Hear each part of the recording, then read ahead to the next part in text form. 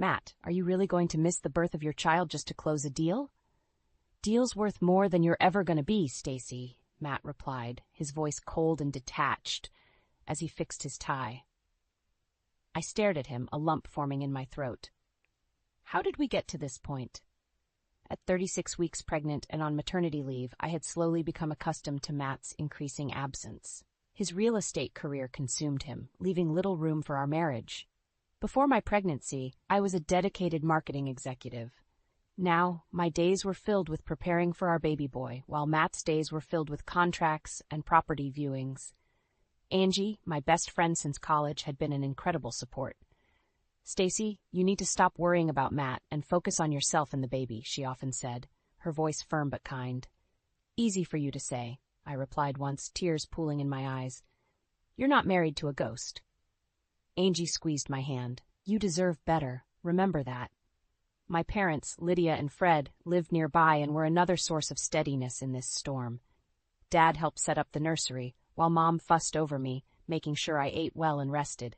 Stacy, darling, you need to take it easy, Mom reminded me as she set a plate of food in front of me. Stress isn't good for the baby. Thanks, Mom.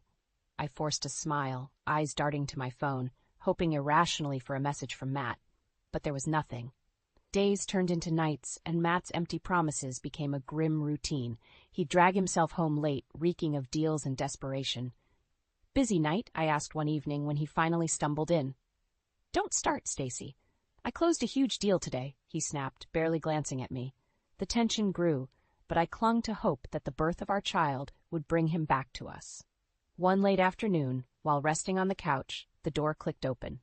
Hey, Matt, I began, only for my words to trail off as Angie walked in. Matt's not here? I shook my head. Out with clients again. She sighed deeply. Come on, let's get you out for a walk. Clear your head. We strolled slowly down our tree-lined street, Angie chatting about her latest project at work. The normalcy of it was a balm, if only temporary. Back home, I shuffled through the nursery, adjusting tiny socks and folding baby clothes. The car arrived, signaling Matt's return. Matt, can we talk? I began quietly. Not now, Stacy, he murmured, eyes glued to his phone. I bit my lip, fighting the urge to scream. How long could this continue? I placed a hand on my belly, feeling a tiny kick. Soon, I reminded myself. As the days passed, one question haunted me. Could Matt be the father our son needed? Mom, what am I going to do? I found myself asking during another quiet dinner. One step at a time, Stacy, she replied gently. We'll be here for you, no matter what. Matt's phone buzzed with another urgent message, and he picked up without hesitation. I glanced at him, heart heavy. The baby kicked again, a fierce reminder of the life about to change. Matt, I tried again, voice trembling, please be here when I need you, when our son needs you. He looked up briefly, a flicker of something in his eyes before it vanished. I'll do my best, Stacy. But his best, I feared, wouldn't be enough. The pain hit suddenly, sharp and twisting. I doubled over, gripping the kitchen counter. Mom, I cried out, struggling to catch my breath. My phone buzzed incessantly with texts from Matt. Without even looking, I knew he wasn't coming. Stacy, what's wrong? Mom rushed in, panic in her eyes.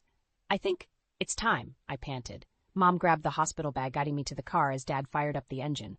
Hang in there, sweetie. We're almost there, Dad reassured me. We made it to the hospital, nurses swiftly taking charge. I clutched Mom's hand as we moved down the brightly lit corridors. Call Matt, I gasped between contractions. I've called him 5 times, Mom said, worry etched on her face. He's not answering. Hours felt like days as the contractions grew stronger. The hospital room blurred, white walls closing in. You're doing great, Stacy, Mom cooed, wiping my forehead. With every push, all I could think about was Matt not being here, about him treating our child as less important than his precious deals. I ground my teeth, focusing on the baby's need to come out healthy. Finally, after what felt like an eternity, a wail filled the room. My son, my beautiful Nathan. He's perfect, Stacy, Mom said, tears streaming down her face as she handed him to me. I gazed at Nathan, emotions flooding me. The joy of holding him battled with the heartbreak of Matt's absence. As Nathan nestled in my arms, I forced myself to focus on his tiny face, his small breath against my skin. Meeting ran late. I'll come by later. Matt's text felt like a slap. I stared at his words, a cold anger growing inside me. Meeting ran late. Nothing about the birth of his son, just empty words delaying his inevitable absence. "Mom, he'll never change, will he?" I whispered, more to myself than to her. "One step at a time, honey," Mom replied, her voice breaking. Hours drifted by and Nathan fell asleep. Exhaustion took over and I dozed off with a tight grip on his little hand. I awoke to the shuffle of footsteps and the faint beep of machines, but no sign of Matt. Angie appeared, relief on her face. "How are you holding up, new mama? Look at him, Angie." I said, my voice fragile. "He's so beautiful." Angie leaned in to see Nathan, her expression softening. "He's perfect, Stacy. I'm sorry Matt's not here. You deserved better." Angie's words mirrored my own thoughts. Could I keep on hoping when it was clear Matt was never going to come through for us? Evening came, still no Matt. Nurses looked at me with kind pity, as did other new mothers with their partners by their sides. "Stacy, it's been a long day," Mom said gently. "Rest up. We'll take care of things." Nodding, I lay back, Nathan sleeping in his crib beside me. As fatigue pulled me under, one thing was painfully clear. Matt might never prioritize us. But as I glanced at Nathan, I knew I had to find a way forward. For him. For both of us. The hospital room door creaked open, and there stood Matt, looking at his phone instead of us.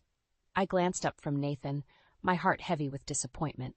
"Finally decided to show up?" I said, unable to mask the bitterness in my voice. "Yeah, got here as soon as I could," he murmured, eyes still glued to his screen. "You missed our son's birth, Matt," I said softly, anger simmering just beneath the surface. He looked up briefly, barely glancing at Nathan before his gaze shifted back to his phone. "I had important clients, Stacy. It's not like you were alone. Your parents were here." I shook my head, disbelief all over my face. "He's your son. Doesn't that matter to you?" Matt sighed, slipping his phone into his pocket and finally stepping closer. He peered at Nathan, then back at me. "I'm here now, aren't I?" I didn't have the energy to argue. "Just hold him," I said, handing Nathan over. Matt held Nathan awkwardly, like he was a foreign object. His disconnect was palpable. "We need to talk, Matt," I began, watching him closely. "About us. About what's been happening." "Now? In the hospital?" He scoffed, eyebrow raised. "Yes, now. This can't wait," I insisted. "Our family can't wait." He handed Nathan back, turning towards the window. "What do you want me to say, Stacy? I'm trying to provide for us, to give us a good life." "A good life?" I echoed, incredulous. "A good life where you're never home? Where you miss the birth of your own child because of a meeting?" "You knew what you were marrying into," he snapped, finally locking eyes with me. "I told you my career was demanding." "But I didn't sign up for this neglect," I countered, keeping my voice steady. "You were different before. Where did that man go? People change, Stacy. This is who I am now. Deal with it." Tears burned at the edges of my eyes, but I refused to let them fall. "What about Nathan? What kind of father will you be to him?" "I'll provide for him. Isn't that what matters?" he said coldly. Mom re-entered the room, sensing the tension. "Everything okay here?" "Fine, Mom," I replied, forcing a smile. "Just talking." Matt pulled out his phone again, an unmistakable signal that the conversation was over for him. "I have to head back to the office. I'll check in later." And just like that, he was gone. A few days later, I was discharged. As we arrived home, Matt was nowhere to be found. Instead, my parents were there, ready to help with Nathan's adjustment. "Welcome home," they exclaimed, bringing a small moment of joy. They helped me inside, talking about the future, but my mind kept drifting back to Matt's coldness. Flashbacks of our happy days taunted me, shared breakfasts, silly arguments over movies, and plans for a future that now seemed impossible. As I settled Nathan into his crib, I whispered, "We'll be okay, little one. I promise." Then, in a burst of determination, I pulled out my laptop and started searching. For answers, for help, for a way forward. Matt's neglect and ambition had pushed me to the edge, but for Nathan's sake, I would fight. He deserved better than this. We both did. Dad offered a comforting hug. "We're here for you, Stacy, whatever you need." I nodded, with tears finally spilling over. "Thank you, Dad. I'm going to need all the help I can get." I settled Nathan into his crib and stepped into the living room, where Matt sat with his laptop, typing away. The tension was thick as I took a deep breath. "Matt, we need to talk about our finances," I said, trying to keep my voice steady. He glanced up briefly, a hint of annoyance on his face. "What about them?" "How much have you spent on the condo?" I asked, my palms sweaty. It's an investment, Stacy, he replied dismissively, eyes drifting back to his screen. It'll pay off. An investment with our savings? I pressed, voice rising despite my effort to stay calm. And loans? He looked up again, irritation clear. You don't understand how business works. I understand that you're risking our future for it, I stated, struggling to keep my composure. Matt finally closed his laptop, glaring at me. This is about providing for our family and making sure we have the best. Or is it about impressing your father? I shot back, the words out before I could stop them. His eyes narrowed dangerously. Don't bring my father into this. He's already in it, Matt. You're trying to impress him at our expense, I accused, the pieces falling into place. Just then, the front door opened and Greg walked in. He raised an eyebrow at the tension. Am I interrupting something? No, Greg, just catching up on business, Matt said, his demeanor suddenly cooler. Greg smirked, nodding toward me. Stacy, you good? I nodded, taking a deep breath. Yeah, I'm fine. After an awkward pause, Greg turned to Matt. Did you tell her about the plan with the inheritance? I froze, eyes wide. What plan? Matt's face turned beet red. Greg, that's none of her concern. Greg shrugged. She's your wife, she should know. What plan, Matt? I demanded, stepping closer. Matt's jaw tightened. It's nothing, just a way to secure our family's future. He's using Nathan to gain favor with Daddy, Greg interjected, ignoring Matt's glare. Hoping a grandkid in his corner seals the deal. Is that true, Matt? I asked, my voice trembling with anger. Matt remained silent, his expression a cold mask. That silence said more than words ever could. I turned to Greg. Do you know how much debt Matt's gotten us into? Greg frowned. I didn't know the extent, but I figured it was bad. It's worse than you think, I murmured, feeling the weight of our situation. Good to know where your priorities are, Matt, Greg said disdainfully. I always knew you were a piece of work, but this, using your kid? Matt snapped. Mind your own business, Greg. Greg shrugged, just looking out for Stacy and Nathan here. Unlike some people. Exhausted and overwhelmed, I turned to Matt. We're done, Matt. I can't do this anymore. Stacy, don't be dramatic, he scoffed. We're just going through a rough patch. I shook my head, tears streaming down my face. This isn't a rough patch. It's our life, and you've ruined it. With that, I walked past Matt, past Greg, and into the room where Nathan slept peacefully, unaware of the storm outside. I knew one thing for certain. I had to protect him from this mess, from Matt's reckless ambition. The fight was just beginning, and I had to be ready. Greg's parting words echoed in my mind. If you need help, Stacy, you know where to find me. The door slammed behind me as I carried Nathan to the car, my heart racing. We're staying with my parents for a while, I said through gritted teeth, not even looking back at Matt. Stacy, don't do this. You're overreacting. Matt called after me. Ignoring him, I strapped Nathan into his car seat and started the engine. I drove in silence, anger and sorrow fighting for control. Upon reaching my parents' house, Mom and Dad were waiting on the porch, concern etched in their faces. What's happening? Dad asked as he took Nathan from my arms. Matt, he's ruining our lives with his schemes, I said, barely holding back tears. Inside, Mom offered me a hot tea while Dad rocked Nathan gently. Tell us everything, Mom urged. Between sips of tea, I recounted the details, the debt, the condo, Matt's twisted plan. Their expressions darkened with every word.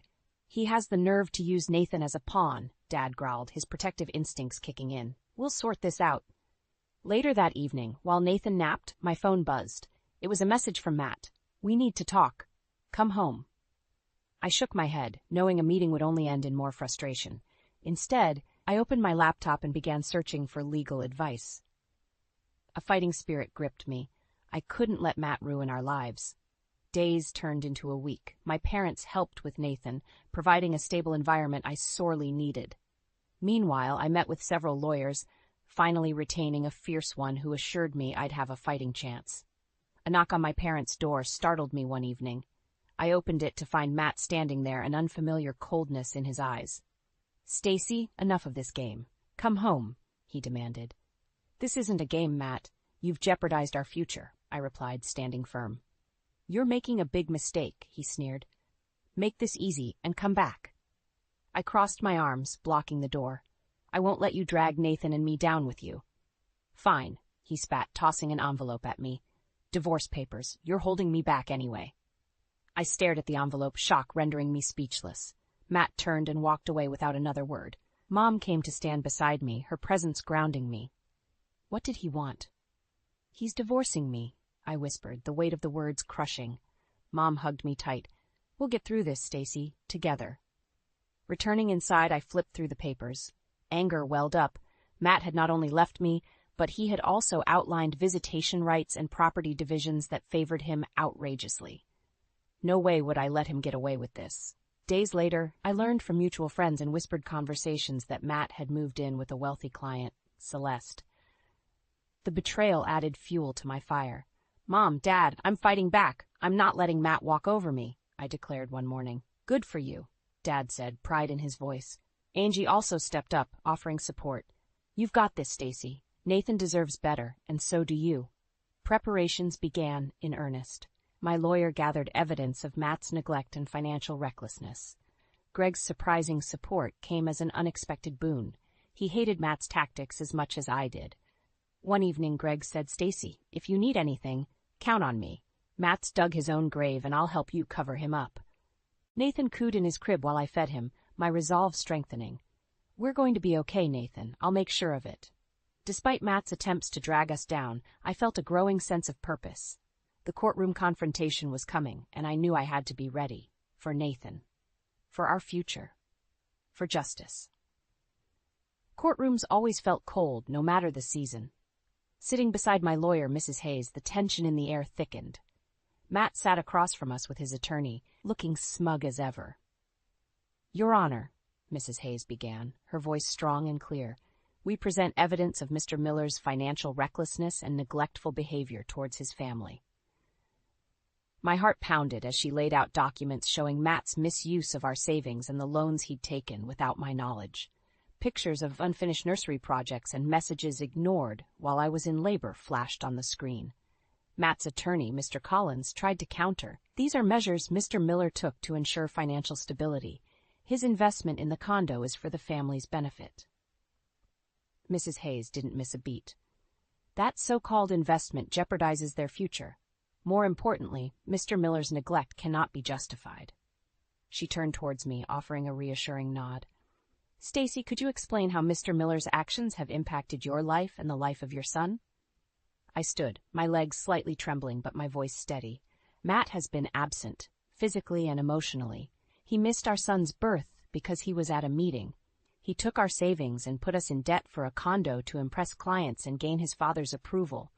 And now he's living with another woman, showing zero regard for our family. Matt fidgeted, clearly uncomfortable with the spotlight on his failures.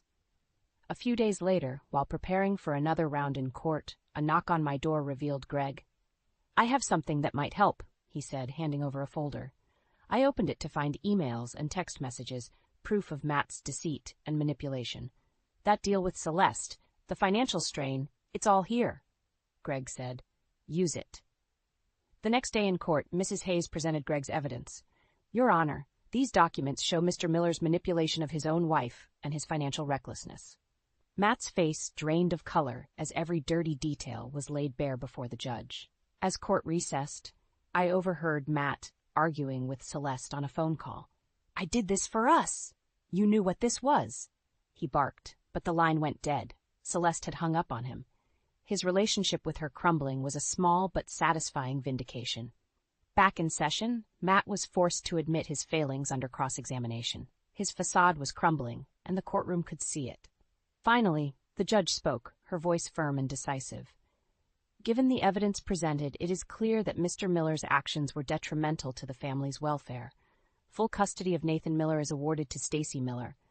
Mr. Miller is required to sell the condo to settle debts and provide appropriate financial support to Stacy Miller and their son.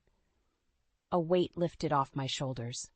Relief washed over me as I hugged Mrs. Hayes, tears of gratitude streaming down my face. Matt looked utterly defeated, his once certain arrogance replaced by a grim realization of his downfall. Walking out of the courtroom, I felt a new strength within me. I clutched Nathan close, knowing the fight had been worth it. Stacy, you did it, Mom said, embracing me outside the courthouse. We did it, I corrected, looking at my family and friends who stood by me. Greg approached with a small smile. Told you could count on me. Thank you, Greg, I said sincerely. As the crowd thinned, Angie squeezed my hand. What's next, Stacy? I looked at Nathan, then back at her. We start fresh, build a new life, one step at a time. We walked away from the courthouse, the future suddenly filled with possibilities. For Nathan. For me. For a new beginning without Matt's shadow looming over us. It was time to rebuild, stronger and wiser, ready to face whatever came next. Sitting in the courtroom once more was nerve-wracking, but I held my head high. This was the final showdown. Matt sat across from me, eyes cold and resentful. His facade of control was slipping, and everyone could see it. The judge's gavel came down, calling the court to order. Mrs. Hayes stood up, ready for battle. Your Honor, today we present further evidence showing Mr. Miller's ongoing neglect and financial irresponsibility. She displayed bank statements and documents highlighting the depths of Matt's financial mess. Each piece of evidence painted a damning picture of his recklessness. Matt's lawyer, Mr. Collins, tried to object. Your Honor, these were extreme measures taken to secure a better future for the family. The judge silenced him with a raised hand. Continue, Mrs. Hayes. She nodded and gestured toward Greg, who took the stand. Greg Miller, could you tell the court what you know about your brother's actions? Greg cleared his throat. Matt was always trying to impress our father. He used Stacy and Nathan to get ahead, using family money recklessly. He even tried manipulating Celeste, but that backfired. I watched Matt squirm, trying to maintain his composure, but failing. Mrs. Hayes pressed on. And what did you do when you discovered this? I gave Stacy the evidence to show how deceitful and irresponsible Matt has been, Greg answered. Matt shot Greg a venomous look. You've always been jealous. This is all about making me look bad. Greg's face remained impassive. No, Matt. This is about doing what's right. The judge leaned forward, her expression stern. Mr. Naff Miller, it's evident from the testimonies and evidence that your actions have been detrimental to your family. Stacy has shown great resilience, and it's clear she prioritizes Nathan's well-being. Therefore, I will uphold my previous ruling. Full custody remains with Stacy, and you will comply with all financial obligations. I exhaled, relief washing over me. Matt looked shattered as the realization of his defeat set in. As we exited the courtroom, he approached me one last time. Stacy, you don't have to do this. We can work something out. I shook my head firmly. You had your chances, Matt. This is what's best for Nathan. His eyes narrowed, revealing his vile nature once more. You'll regret this. I met his gaze head on. No, Matt. You're the one who'll regret losing us. Outside the courthouse, Angie met me with a tight hug. It's finally over. Yes, it is, I said, feeling a sense of peace for the first time in months. Mom and Dad joined us, their pride evident. We knew you could do it, Dad said, his voice filled with emotion. Greg approached, an awkward smile on his face. I'm just glad I could help. You did more than that, Greg, I said, giving him a grateful hug. Thank you. He nodded, stepping back to let me have my moment with Nathan. Holding my son close, I whispered, We did it, little one. We're free. As the days passed, Matt's financial situation worsened. He was forced to sell the condo, and his relationship with Celeste dissolved entirely. His professional reputation crumbled, and he was left grappling with the mess he'd created. Meanwhile, I focused on the future. With the legal battles behind us, I began to rebuild our lives. I returned to work in marketing, finding joy in my career once more. Nathan thrived in the loving environment my parents, friends, and I provided. One night, as Nathan slept peacefully, I glanced around our cozy home, feeling a wave of gratitude. The journey had been rough, but we emerged stronger. Karma had served its due course, and now it was time to embrace the new horizons ahead. I promised myself and Nathan that we'd face whatever came next with courage, resilience, and hope. The storm had passed, and we were ready to bask in the sunlight of new beginnings. Balancing work and motherhood proved challenging, yet rewarding. Every morning started with Nathan's cheerful giggles, a sound that fueled my day. I'd drop him off at Mom and Dad's, knowing he was in good hands, before heading to the office. Morning, Stacy, Angie said, greeting me with a warm smile as I walked in. Morning. Ready for the big presentation? I asked, feeling the familiar rush of excitement. Absolutely. Let's knock it out of the park, she replied, sharing my enthusiasm. Work offered a much-needed sense of normalcy and purpose.